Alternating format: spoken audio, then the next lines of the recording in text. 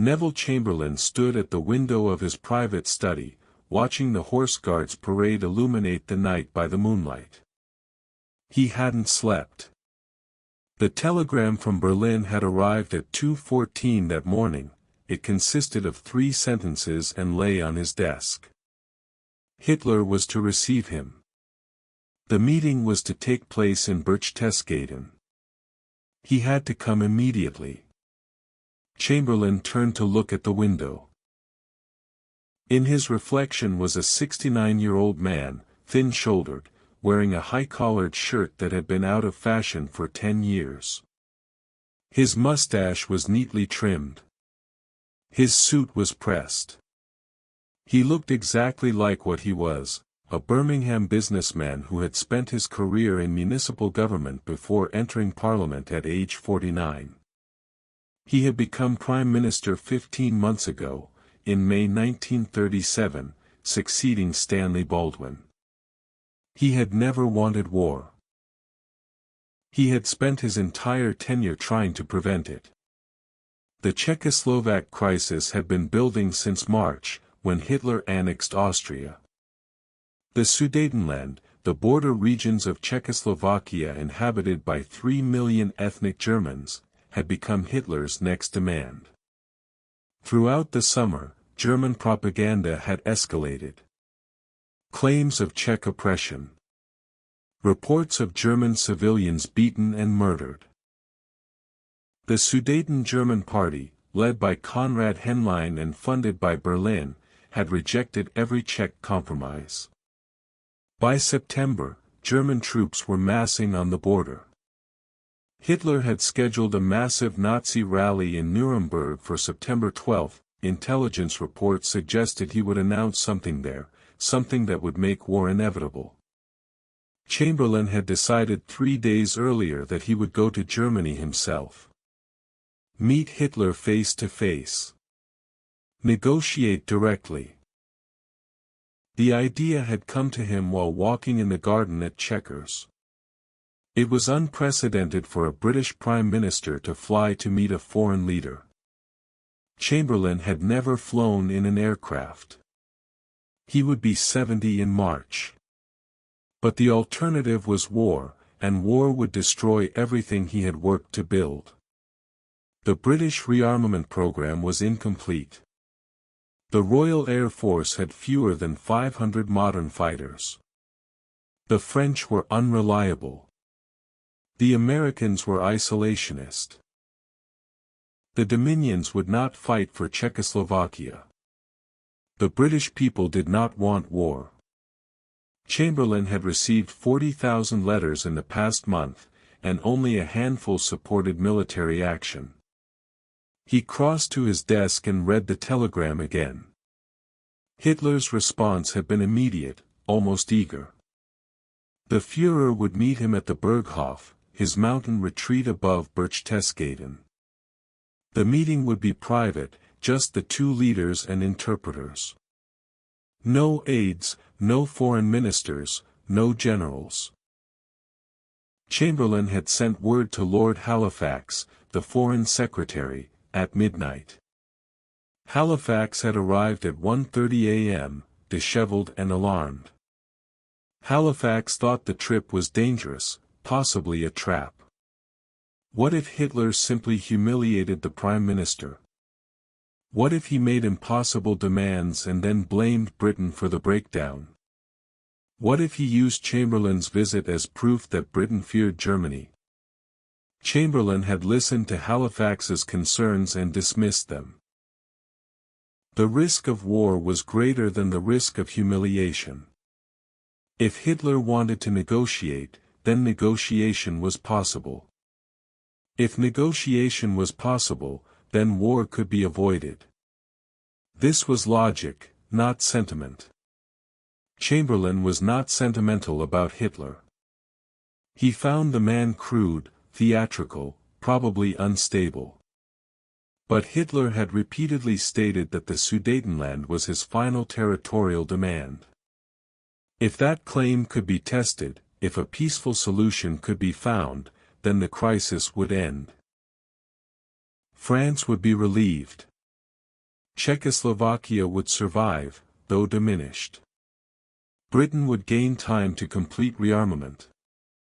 And Europe would avoid the catastrophe that had consumed a generation 20 years earlier. At 7:15, Chamberlain's private secretary, Arthur Rucker, entered with morning dispatches. The cabinet would meet at 9 a.m. The Commons would be informed afterward. The press would be told only that the Prime Minister was traveling to Germany for urgent consultations. The flight would depart from Heston Aerodrome at 8:30 a.m. Chamberlain thanked Rucker and returned to the window. Below, in Downing Street, a small crowd had already gathered. Word had leaked. The newspapers would have it by noon. September 13, 1938. Cabinet Room, 10, Downing Street. 9:03 a.m. 23 men sat around the long table. Chamberlain entered and took his seat at the center. Lord Halifax sat to his right. Sir John Simon, the Chancellor of the Exchequer, sat to his left. The others represented the full spectrum of conservative opinion: Samuel Hoare at the Home Office, Leslie Horbelisha at the War Office, Duff Cooper at the Admiralty, Lord Winterton, Earl Stanhope, Walter Elliot. Anthony Eden was not present. Eden had resigned as Foreign Secretary in February over Chamberlain's policy toward Italy. Chamberlain began without preamble. He informed the cabinet that he had received Hitler's agreement to meet. He would fly to Germany this morning. The purpose was to explore whether a peaceful settlement of the Sudeten question was possible. He did not intend to make commitments without consulting the cabinet, but he believed direct discussion with Hitler was the only way to determine if the German leader was sincere about his territorial claims or if he intended unlimited expansion. Duff Cooper spoke first. The First Lord of the Admiralty was a hawk, one of the few in the cabinet who believed war was inevitable. Cooper argued that flying to Germany gave Hitler a propaganda victory. It made Britain appear weak, desperate. Hitler would interpret the visit as confirmation that Britain would not fight. Cooper suggested that Britain should instead issue an ultimatum: German invasion of Czechoslovakia would mean war. Chamberlain responded calmly. He asked Cooper what Britain would do if Hitler called that bluff. The Royal Navy was strong, but it could not defend Czechoslovakia. The British Army had 2 divisions ready for deployment. 2 divisions against the Wehrmacht. The RAF had 500 modern fighters against 1,200 Luftwaffe bombers. Even if France honored its treaty with Czechoslovakia, the French army was defensive, built around the Maginot Line. It would not invade Germany. So what, precisely, would an ultimatum accomplish except to trigger a war Britain could not win? Cooper had no answer. He argued instead from principle. Czechoslovakia was a democracy. Britain had moral obligations to small nations threatened by aggression. If Britain abandoned Czechoslovakia, Hitler would know he could take whatever he wanted. Poland would be next, then Romania, then perhaps the Low Countries. Eventually, Britain would have to fight under worse conditions. Chamberlain acknowledged the argument but rejected its premise. Britain had no treaty with Czechoslovakia. The French had a treaty, but the French had not consulted Britain before signing it. Britain could not allow its foreign policy to be determined by French commitments. The Sudeten Germans had legitimate grievances. The Treaty of Versailles had placed 3 million Germans under Czech rule without consultation. If those Germans now wished to join Germany, on what principle should Britain fight to prevent it? Self-determination had been a cornerstone of Versailles. Applying it to the Sudetenland was not appeasement, it was consistency. Halifax supported Chamberlain, though with visible reluctance. The Foreign Secretary agreed that meeting Hitler was worth attempting, but he shared Cooper's concern about appearances.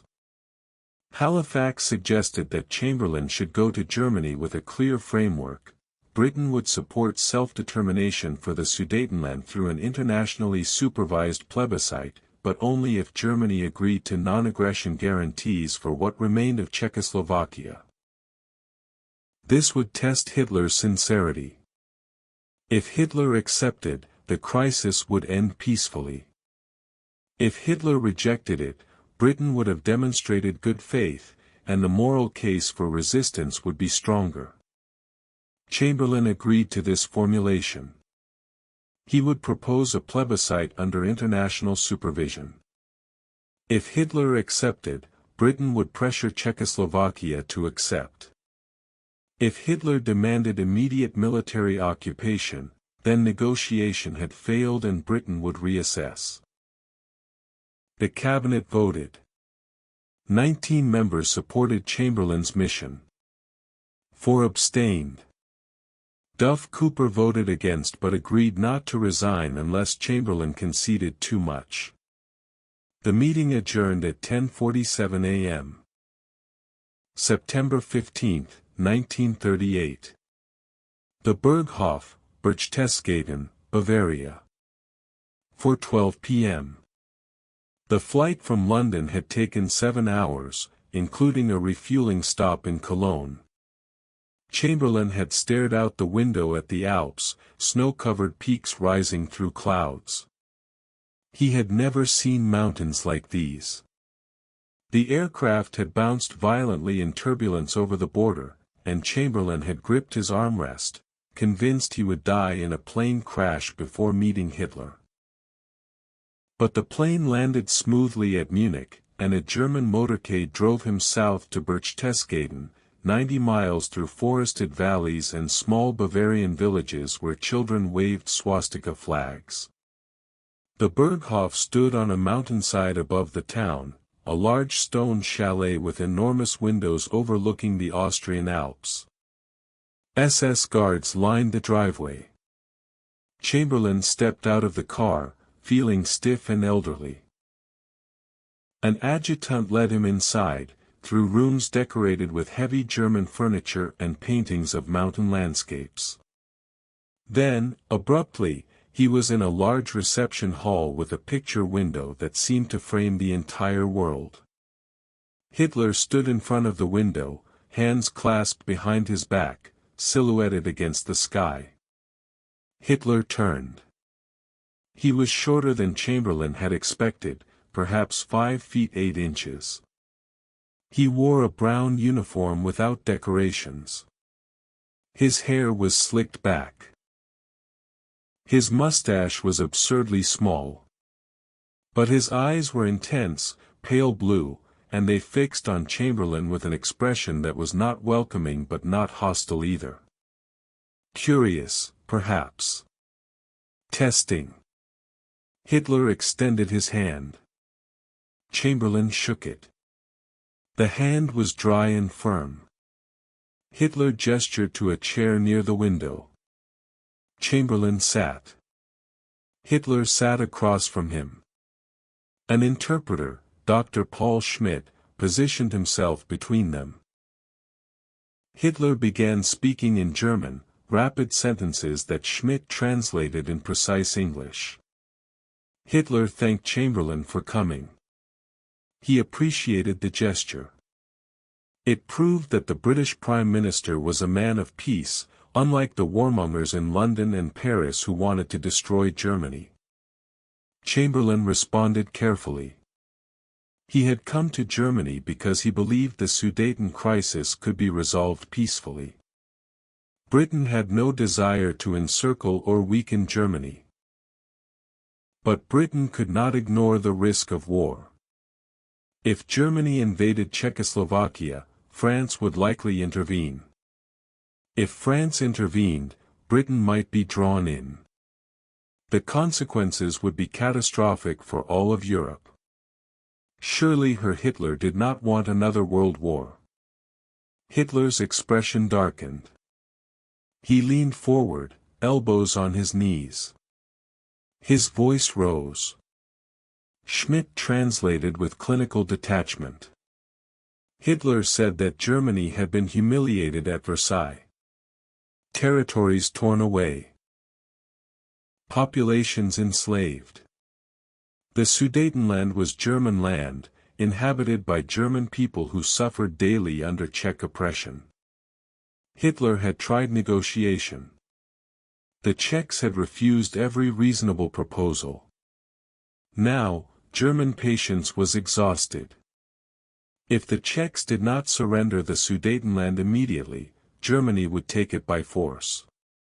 Britain and France could do nothing to stop that. The Wehrmacht was the most powerful military in Europe. The German people were united. Germany would not be intimidated. Chamberlain listened without interrupting. Hitler spoke for 20 minutes, pacing now, gesturing, his voice alternating between cold anger and theatrical passion. Schmidt translated each outburst. Chamberlain noticed that Hitler's eyes never left him, as if Hitler were testing him, measuring his reactions, searching for weakness or resolve. When Hitler finished, Chamberlain spoke. He said that Britain accepted the principle of self-determination. If the Sudeten Germans genuinely wished to join Germany, Britain would not oppose that. But the process must be orderly and peaceful. Chamberlain proposed an internationally supervised plebiscite in the Sudetenland. The population would vote on whether to remain part of Czechoslovakia or join Germany. The results would be binding. Germany would agree not to use force. Czechoslovakia would agree to respect the outcome. This would resolve the crisis without war. Hitler stared at Chamberlain for a long moment. Then he smiled, a thin smile that did not reach his eyes. He said that a plebiscite was unnecessary. The Sudeten Germans had already made their wishes clear through demonstrations and petitions. Delay would only increase suffering. Germany needed immediate transfer of the Sudetenland, not months of international bureaucracy. However, Hitler was willing to pause military action if Britain and France agreed in principle that the Sudetenland should be ceded to Germany. Once that agreement was reached, the technical details could be negotiated quickly. Chamberlain asked what Hitler meant by immediate transfer. Hitler said that German troops must occupy the Sudetenland within days, not weeks. Any delay would allow the Czechs to destroy infrastructure or relocate populations. Chamberlain said he could not agree to military occupation without consulting his cabinet and the French government. Hitler said that Chamberlain's visit would be meaningless unless Britain committed to the principle of cession. Otherwise, Hitler would proceed with military action at the Nuremberg rally, which was scheduled to conclude in 3 days. The conversation continued for another hour. Chamberlain pressed for a plebiscite timeline. Hitler insisted on immediate cession. They reached no agreement, but Hitler agreed to wait until Chamberlain returned to London and consulted with his cabinet and the French. Chamberlain would return to Germany in a few days with Britain's answer. If the answer was acceptable, negotiations would continue. If not, Germany would act. At 7:30 p.m., Chamberlain left the Berghof. The sun had set behind the mountains. The air was cold. Chamberlain felt exhausted, not from the meeting but from the effort of maintaining composure while Hitler performed. Because that was what it had been, a performance. Hitler had been testing him, gauging how far Britain would bend. And Chamberlain had bent, but not broken. He had conceded the principle of self-determination, but he had not conceded military occupation. The question now was whether that distinction would hold. September 18, 1938. 10, Downing Street, London. 11:22 a.m. The cabinet met to hear Chamberlain's report. He described the meeting with Hitler in clinical detail, Hitler's demands, his threats, his apparent willingness to negotiate if Britain accepted the principle of Sudeten cession. Chamberlain presented his assessment. Hitler was determined to incorporate the Sudetenland into Germany.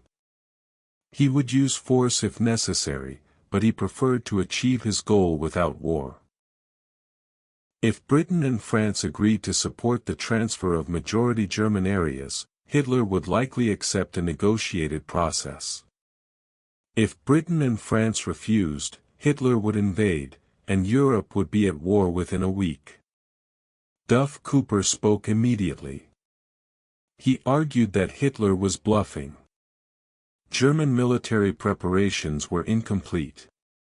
The Wehrmacht had logistical problems. The generals were divided. If Britain and France issued a firm ultimatum backed by mobilization, Hitler would back down. Cooper said that Chamberlain's proposal would destroy Czechoslovakia, embolden Hitler, and make war more likely, not less. Chamberlain responded coldly. Cooper's theory assumed facts not in evidence. British intelligence had no indication that the German generals would disobey Hitler. The Wehrmacht had mobilized 750,000 troops. The Luftwaffe had over 1,000 bombers ready. France had mobilized partially but had made clear it would not invade Germany. The French strategy was defensive. Britain had 2 divisions and 500 fighters.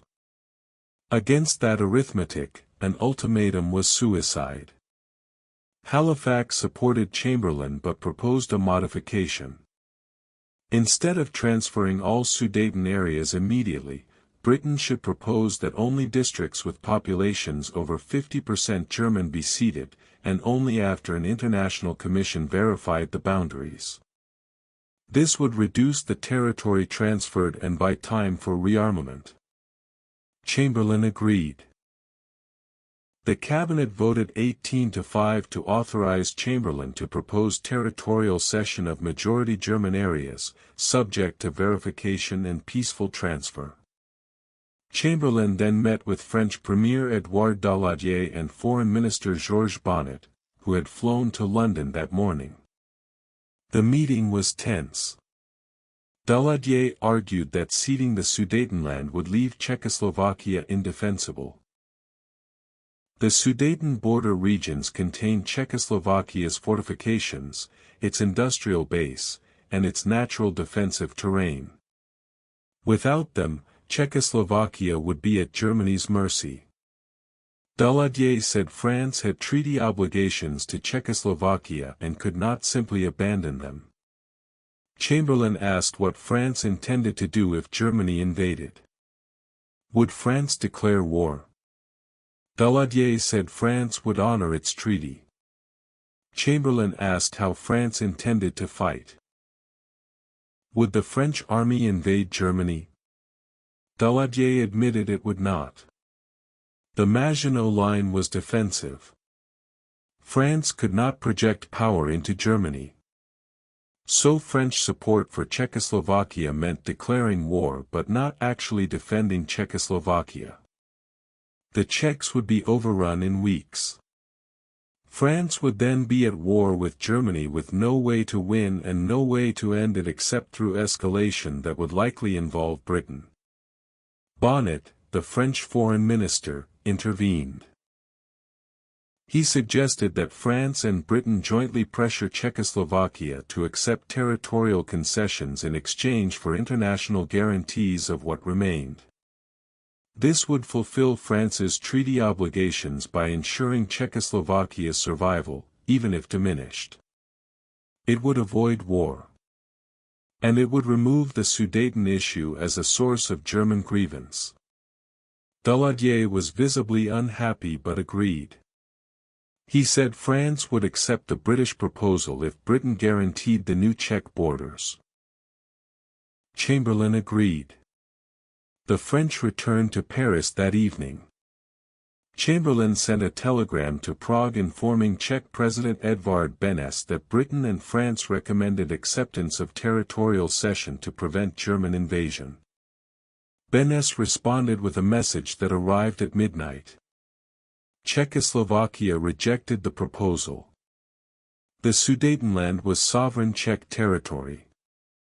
Ceding it would destroy Czech independence. The Czech military would resist any German invasion. Czechoslovakia appealed to Britain and France to honor their commitments to collective security. Chamberlain read the telegram in his study. He felt no surprise, only a grim recognition that Beneš had no realistic options. The Czech military could resist for perhaps 2 weeks. Then it would collapse. The fortifications would delay the Wehrmacht but not stop it. And after Czechoslovakia fell, Germany would control Central Europe. The only question was whether that outcome would occur after a short war or after a negotiation. Chamberlain sent a second telegram to Prague, more direct this time. If Czechoslovakia rejected the Anglo-French proposal, Britain and France would not fight Germany. Czechoslovakia would face Germany alone. The choice was cession with guarantees or invasion with nothing. Beneš capitulated on September 21. Czechoslovakia would accept the territorial transfer under protest, contingent on international guarantees of the new borders. Chamberlain immediately telegraphed Hitler to confirm that Britain had secured Czech acceptance in principle. Hitler replied that he would meet Chamberlain again to finalize details. The meeting would be at Bad Godesberg, a town on the Rhine, on September 22. September 22, 1938. Hotel Driessen, Bad Godesberg, Germany. 5:04 p.m. The Hotel Driessen overlooked the Rhine. Chamberlain arrived by car from Cologne, accompanied by Halifax and advisors. Hitler arrived by train from Berlin. The delegations met in a conference room with windows facing the river. Hitler appeared relaxed, almost jovial. He congratulated Chamberlain on achieving Czech acceptance. Now they could proceed to implementation. Chamberlain presented the British proposal. International Commission to verify majority German districts, phased withdrawal of Czech forces, German occupation to begin in stages over several months, international guarantees for the new Czech borders. The proposal had been drafted by the Foreign Office and reviewed by the French. It was detailed, legalistic, designed to ensure orderly transfer and minimize Czech losses. Hitler listened with growing impatience. When Chamberlain finished, Hitler shook his head. He said the proposal was unacceptable. The situation had changed since Berchtesgaden. Poland and Hungary had now also demanded Czech territory, claiming regions inhabited by Polish and Hungarian minorities. Czechoslovakia was disintegrating. Germany could not wait months for commissions and negotiations. German troops must occupy the Sudetenland immediately, within days. The occupation would be total, not phased. The boundaries would be determined by Germany, not international bureaucrats. Czechoslovakia would accept or face invasion. Chamberlain felt something cold settle in his chest. Hitler was changing the terms. Berchtesgaden had been about self-determination for Sudeten Germans. Now Hitler was demanding immediate military occupation of territories whose boundaries Germany alone would define. This was not negotiation. This was diktat. Chamberlain said carefully that the Anglo-French proposal represented what Britain and France could deliver. They had pressured Czechoslovakia into accepting the principle of cession. Going beyond that would be difficult, perhaps impossible. If Hitler insisted on immediate military occupation, Britain and France would have to reconsider their position. Hitler's expression hardened. He said that Britain and France had no position to reconsider. They had already conceded that the Sudetenland must be transferred. The only question now was timing. Hitler was offering Chamberlain a way to avoid war by accepting German occupation. If Chamberlain refused, then Britain would be responsible for the war that followed, not Germany. The meeting broke down. Chamberlain said he needed to consult with his cabinet and the French government. Hitler said he would wait 48 hours. If Britain and France accepted German terms by September 24 at noon, negotiations would continue. If not, German troops would march on September 25. Chamberlain returned to London that night.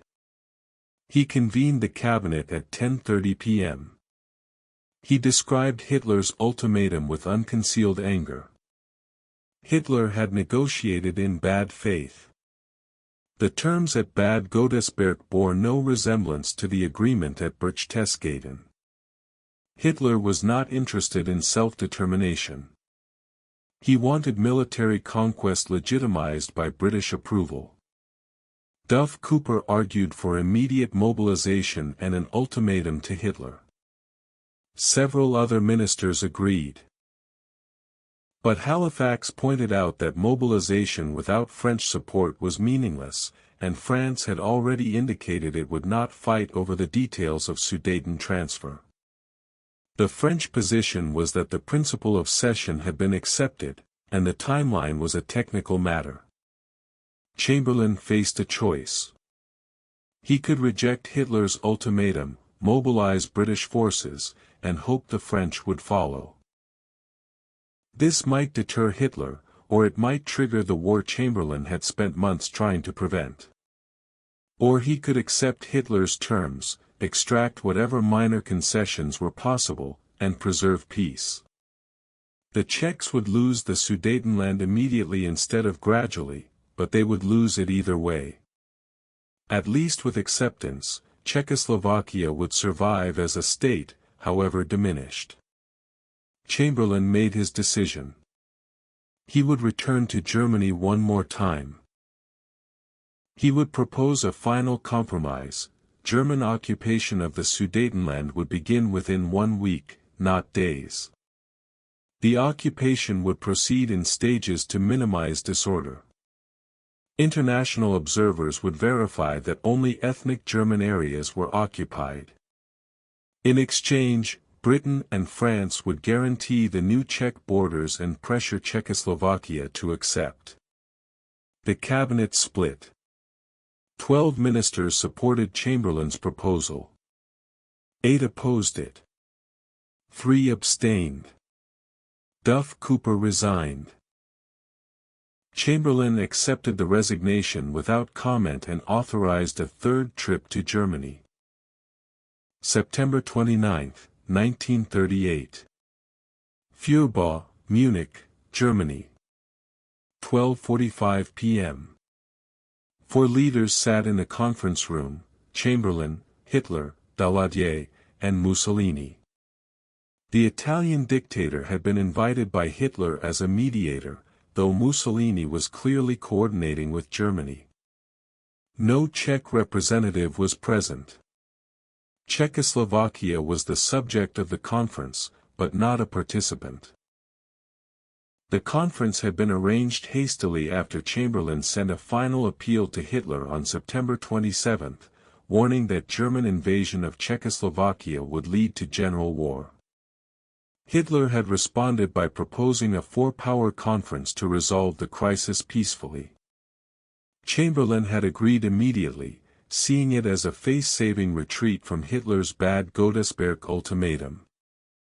Mussolini presented a proposal that was, transparently, German in origin. German occupation of the Sudetenland would begin October 1 and be completed by October 10. An international commission would supervise plebiscites in disputed border areas. Poland and Hungary would be allowed to occupy Czech territories with majority Polish and Hungarian populations. Germany, Britain, France, and Italy would guarantee the new Czech borders once the territorial questions were settled. Chamberlain reviewed the proposal. It was better than Bad Godesberg. The occupation was delayed by a week. International supervision was included. The Czech rump state would receive guarantees. But it was still a German diktat. Czechoslovakia would lose 30% of its territory, 70% of its industrial capacity, and all of its border fortifications. The new Czech state would be indefensible, economically crippled, and completely dependent on German goodwill. Chamberlain looked at Daladier. The French premier was pale, exhausted. He nodded slightly. France would accept. Chamberlain turned to Hitler. He asked if Hitler would commit to this being his final territorial demand in Europe. Hitler said yes, absolutely. The Sudeten question was Germany's last grievance. Once it was resolved, Germany had no further territorial ambitions. This was Hitler's word as Führer and Reich Chancellor. Chamberlain signed the agreement at 1:30 a.m. on September 30. Daladier signed. Mussolini signed. Hitler signed. The Munich Agreement was complete. Chamberlain requested a private meeting with Hitler. At 2:15 a.m., they met alone with interpreters. Chamberlain presented a document he had drafted himself. It stated that Britain and Germany would never go to war again and would resolve all future disputes through consultation. Hitler read it, shrugged, and signed it. Chamberlain folded the paper and placed it in his jacket pocket. September 30, 1938. Heston Aerodrome, London. 5:42 p.m. Chamberlain's aircraft landed in light rain. A crowd of several hundred had gathered at the airfield despite the weather. Newsreel cameras were positioned on the tarmac. Chamberlain descended the stairs slowly, holding a black umbrella in one hand and the paper Hitler had signed in the other. He paused at the bottom of the stairs and held up the paper. His voice was hoarse from exhaustion. This morning I had another talk with the German Chancellor, Herr Hitler, and here is the paper which bears his name upon it as well as mine. We regard the agreement signed last night as symbolic of the desire of our two peoples never to go to war with one another again. Applause erupted. Chamberlain smiled slightly. He was driven to Downing Street. Crowds lined the route, cheering, waving, reaching toward the car. At Downing Street, thousands had gathered. Chamberlain stood at a first-floor window, the same window from which prime ministers traditionally addressed crowds. He held up the paper again. My good friends, this is the second time in our history that there has come back from Germany to Downing Street peace with honor. I believe it is peace for our time. The crowd roared. Chamberlain stepped back from the window. Halifax was waiting inside. The Foreign Secretary's face was grim. Halifax said that the Czech government had issued a statement denouncing the Munich Agreement as a betrayal. President Benes had resigned in protest. Czech border regions were already being evacuated under German military supervision. Chamberlain felt the weight of what he had done settling onto him, not guilt exactly, but a recognition of costs. He had saved peace. He had prevented war. But he had not prevented German expansion. He had legitimized it. He had taught Hitler that Britain would sacrifice its allies to avoid fighting. Whether that lesson would lead to lasting peace or to worse crises ahead, Chamberlain did not know. He had made the only choice he believed was possible. Whether it was the right choice, time would determine. March 15, 1939. Prague, Czechoslovakia.